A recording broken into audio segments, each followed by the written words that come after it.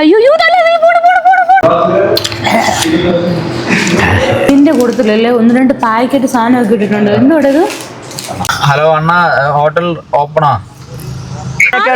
ഒരു 12 മണിയൊക്കെ ആയപ്പോഴാണ് ഞങ്ങൾ ഈ റോഡിൽ ഇങ്ങനെ നിൽക്കുന്നത്. ബില്ല് എത്രയാന്ന് നോക്കിയാണ് മൊത്തത്തെ? ഞാൻ പറയണ്ട. Hello guys, welcome back to my channel. ഞാൻ എന്നുള്ളത് തമിഴ്നാട്ടിലാണ്, കോയമ്പത്തൂർ. ഇവിടെ ഒരാഴ്ച അടിച്ചു പൊളിച്ച് ചില്ലിയാന്ന് വെച്ച് ഇങ്ങോട്ട് പോകുന്നു. പിന്നെ കുറച്ച് സാധനങ്ങളൊക്കെ പർച്ചേസ് ചെയ്യാനുണ്ട്.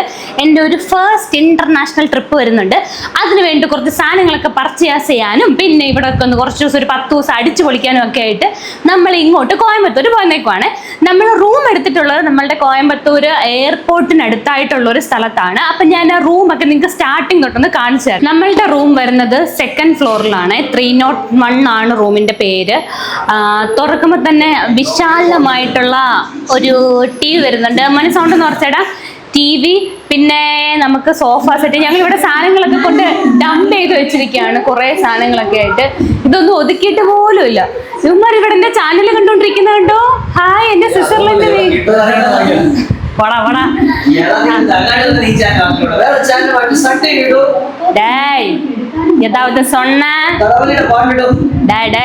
ഇവിടെ ഞങ്ങളുടെ അലങ്കോലപ്പെട്ട് കിടക്കുന്ന കണ്ടോ സാധനങ്ങളൊക്കെ. ലഗേജ് എല്ലാം കൊണ്ട് ഡംപ് ചെയ്തിട്ടേക്കുവാണ്. ഇതാണ് ഹാള്. ഈ ഹാൾ ഇത്രയുള്ള സംഭവം.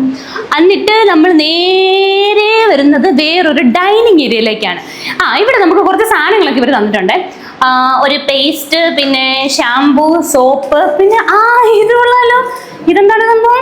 Coconut oil. പിന്നെ ബഡ്സ് ഒക്കെ. ഞാൻ ആദ്യമായിട്ടാണ് ഇത്രയും നാളും താമസത്തിൽ ബഡ്സ് ഒക്കെ ഒരു ഇതിൽ കാണുന്നത്.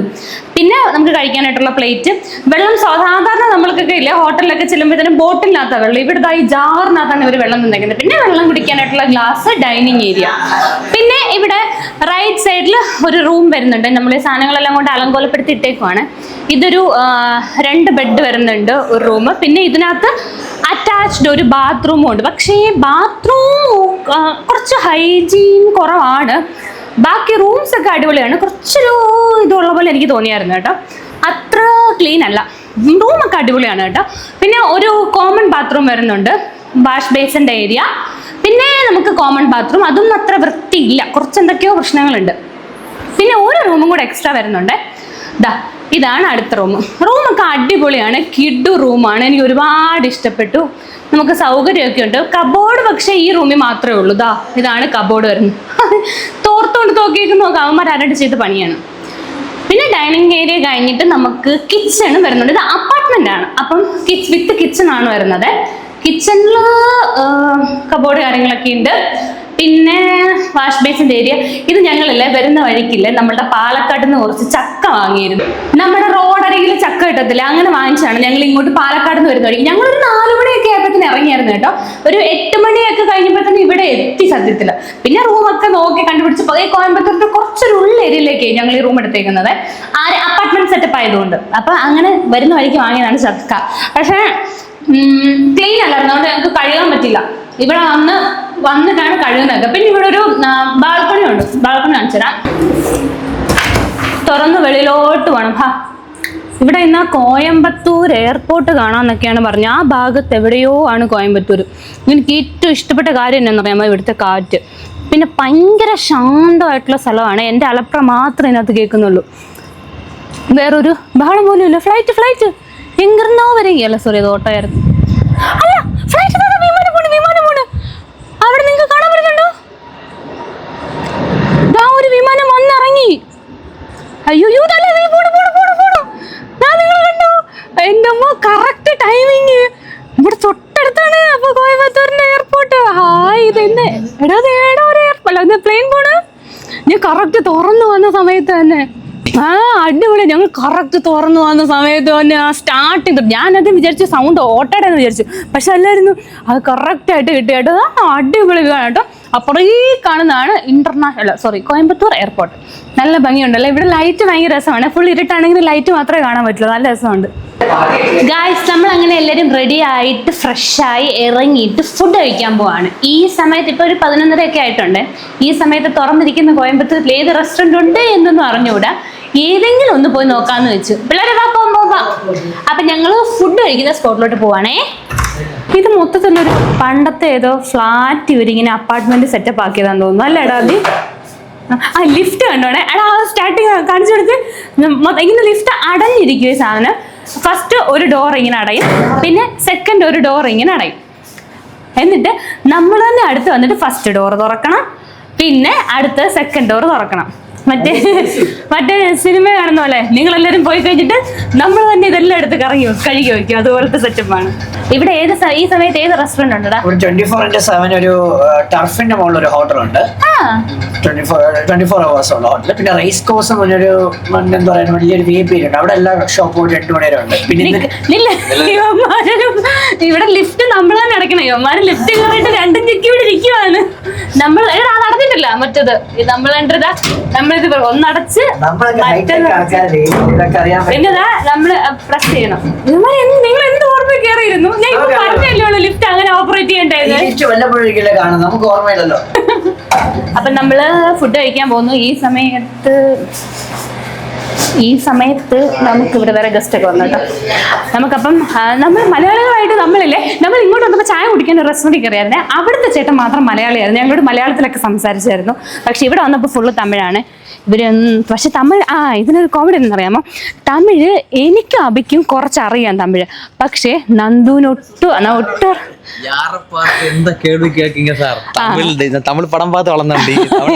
ഇത് മാത്രമേ അറിയത്തുള്ളൂ. ഞാനും അബിയും കുറച്ച് നാളൊക്കെ തമിഴ്നാട്ടിൽ പോയി നിന്നിട്ടുള്ളതുകൊണ്ട് കുറച്ചൊക്കെ ഞങ്ങൾക്ക് സംസാരിക്കാൻ അറിയാം. പക്ഷെ നന്ദുവിന് ഈ മുറിത്തമിഴാണ്. അവൻ പറഞ്ഞൊക്കെ നിൽക്കും, പക്ഷേ ഈ മുറിത്തമിഴൊക്കെ വരുവുള്ളേ. അപ്പോൾ ഇവിടുത്തെ ഓരോ സ്ഥലങ്ങളൊക്കെ പോകാൻ നമ്മൾ സാധനങ്ങളൊക്കെ മേടിക്കാൻ പോകുമ്പോഴത്തേക്കും നന്ദുവിനെ വിട്ട് ഞങ്ങൾ ചോദിപ്പിക്കുകയുള്ളൂ അവൻ്റെ തമിഴ് ഇമ്പ്രൂവ് ചെയ്യാൻ വേണ്ടിയിട്ട്. ഇവിടെയാണ് നമ്മുടെ കാർ പാർക്കിംഗ് ഏരിയ. വേറെ 2-3-4 കാറൊക്കെ കിടപ്പുള്ളൂ. വിജനമായ വഴി, വിജിലംബിച്ച വഴി എന്നൊക്കെ പറഞ്ഞു. ഇവിടെ ഫുൾ മെൻസ് ഹോസ്റ്റൽ, ലേഡീസ് ഹോസ്റ്റലൊക്കെയാണ്. ഞങ്ങളിവിടെ വന്നപ്പോൾ ഫുൾ ബോർഡ് കണ്ടിരുന്നു. നമ്മുടെ വണ്ടി വന്നു. നമുക്കിപ്പോൾ ഫുഡ് കഴിക്കാൻ പോകാം. റേസ് കോഴ്സ് ഇവിടുത്തെ ന്യൂസിലാൻഡ് പോലെയൊക്കെ ഒരു സെറ്റപ്പ് ചെയ്ത് വെച്ചിരുന്ന സ്ഥലം പനമ്പള്ളി നഗറൊക്കെ പോലെ ഇരിക്കും കൊച്ചിയില. അത് അങ്ങനെയുള്ള സംഭവമാണ്. പക്ഷെ അതിലേക്കാണ് പോയത്. പക്ഷെ വഴി തെറ്റി. ഇങ്ങനെയാണ് നന്ദു ഗൂഗിൾ മാപ്പ് കാണിക്കുന്നത് എങ്ങനെയാണെന്ന് അറിയാമോ? അവന് ഗൂഗിൾ മാപ്പിനകത്തൊരു മഞ്ഞ വണ്ടി എടുത്തിട്ടേക്കുവാണ്. എന്നിട്ട് മാപ്പ് ഇടാൻ പറയുമ്പോഴത്തേനും ഇതിന്ന് സൂം ചെയ്യും. റീസെൻഡർ അടിക്കത്തില്ല. സൂം ചെയ്ത് എല്ലാ വഴിയും വ്യക്തമായിട്ട് കാണാൻ. എന്നിട്ട് തിരിച്ച് റീസെൻഡർ അടിക്കത്തില്ല. എന്നിട്ട് ഈ വഴി കൂടെ പോണത് ആ വഴി കൂടെ പോകും.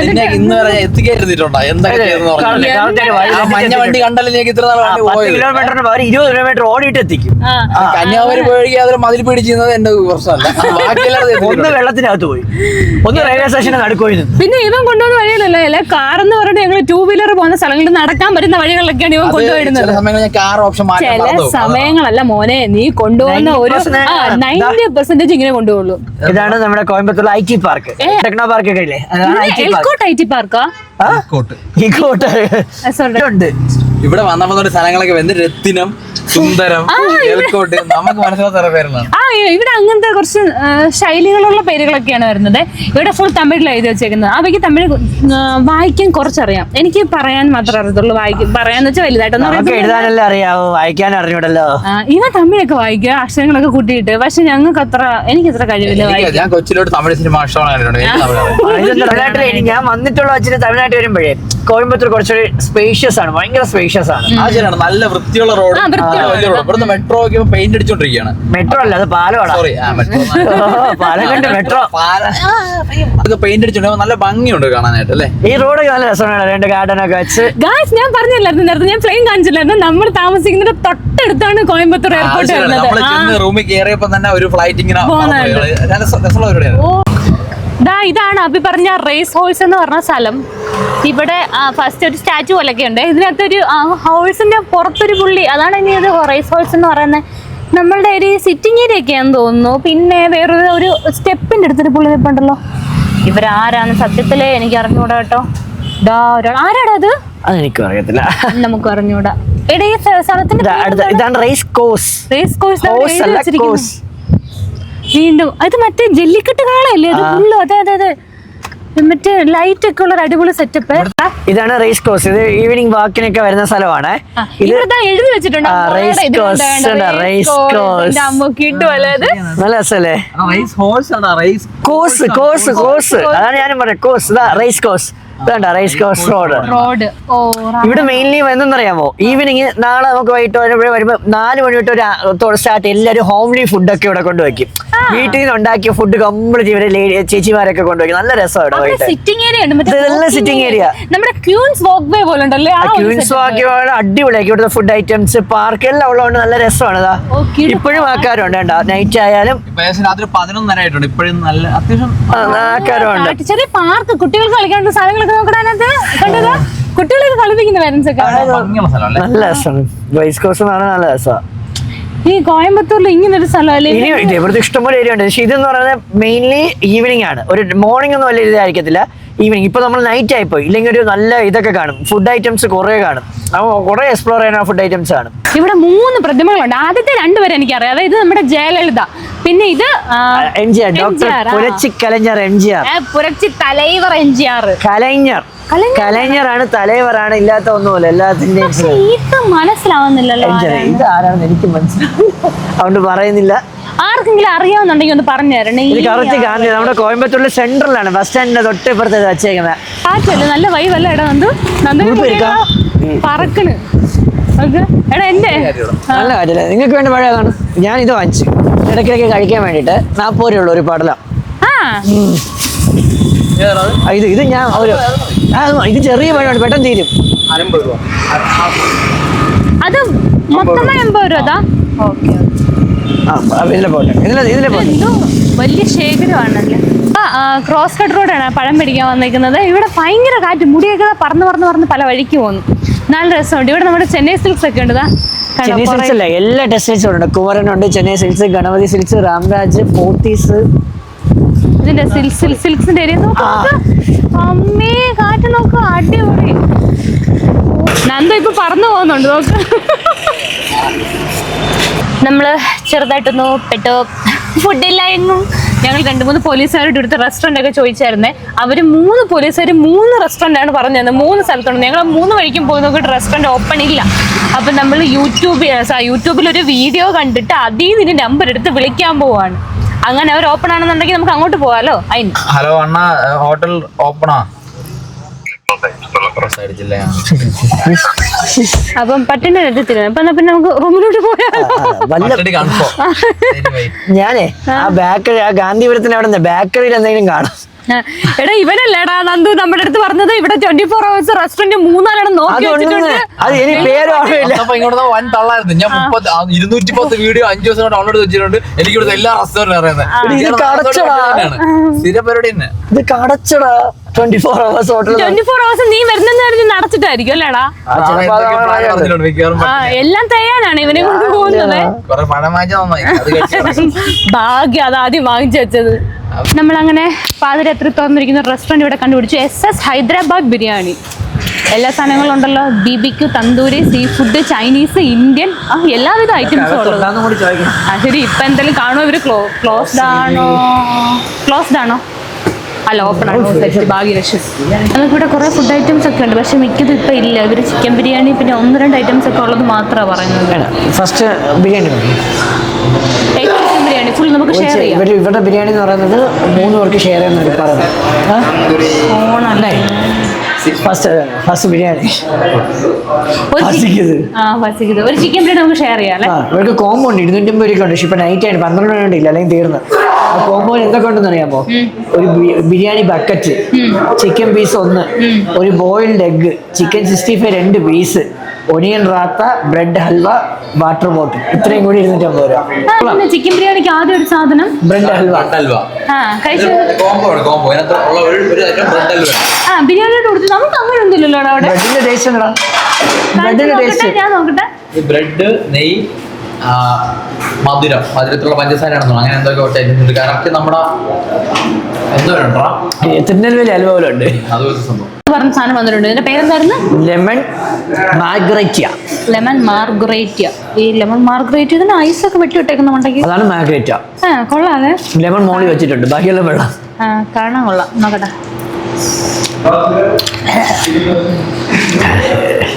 എങ്ങനെയുണ്ട്? സോഡയും പുളിപ്പൊടി. അപ്പം സാധനം കൊള്ളാം. ആദ്യം ഒരു നമ്മൾ മിങ്കിളാവാനായിട്ട് ഒരു ടൈം എടുക്കത്തില്ല ആ സംഭവം. നമുക്ക് ബില്ലിന്റെ കൂട്ടത്തിലല്ലേ 1-2 പാക്കറ്റ് സാധനമൊക്കെ ഇട്ടിട്ടുണ്ട്. എന്തോടെ ഇത്? എന്താ ഇത്? പൊട്ടിച്ചിട്ട് നോക്കട്ടെ. സാധനം എന്നാടാ ജീരകമില്ല, ജീരകം കഴിച്ചിട്ട് നമ്മള് കഴിക്കുന്ന സംഭവമില്ലേ, വെൽ സെറ്റപ്പില്ലേ? അതാകുമ്പോ ഇങ്ങനെ സെറ്റ് ചെയ്യും. നമ്മള് കേരളത്തില് ഹോട്ടലുകാർക്കൊക്കെ കൗണ്ടർ വെച്ചിരിക്കും, പാക്കറ്റ് ആക്കി സീലാക്കി. കൊള്ളാല്ലേ സെറ്റപ്പ്? ബില്ല് എത്രയാന്ന് നോക്കിയാണ് മൊത്തത്തെ? ഞാൻ പറയട്ടാ, 310. എടുത്തിടാൻ നോക്കട്ടെ അവന്റെ ഗസ്റ്റ് ശരിയാണോ? എന്താ പറയാമോ, ഈ വിലയിൽ എഴുതിയിട്ടുണ്ട് ലൈവിന് 60 രൂപ 70 രൂപ. നമ്മൾ അങ്ങനെ ഫുഡൊക്കെ കഴിച്ച് സെറ്റായി ബിരിയാണിയുടെ ഫ്രണ്ടിൽ നിന്ന് തന്നെ നമ്മൾ നേരെ വീട്ടിൽ പോന്നു, കിടന്നുറങ്ങുന്നു. നാളെ എഴുന്നേറ്റ് നാളെ രാവിലെ തൊട്ട് നമ്മൾ കോയമ്പത്തൂർ ചില്ല് ചെയ്യാൻ പോകണം. കുറെ സ്ഥലങ്ങളൊക്കെ നോക്കി വെച്ചിട്ടുണ്ടല്ലോ. ഉണ്ടല്ലോടാ, എല്ലാം ഉണ്ടല്ലോ, സ്ഥലമൊക്കെ നോക്കി വെച്ചിട്ടുണ്ടല്ലോ. അവിടെ എത്തുമ്പോ പറയാം. ഇവ ഒരു സസ്പെൻസ് ആണല്ലോ, അവിടെ ചെല്ലുമ്പോൾ ഓരോന്ന് പറയുള്ളൂ. എന്നിട്ട് നമ്മളപ്പം നാളെ തൊട്ട് എല്ലായിടും ചുറ്റി നടക്കാൻ പോവാണ്. അപ്പം ഇന്ന് ക്ലിയർ, നാളെ രാവിലെ കാണാം.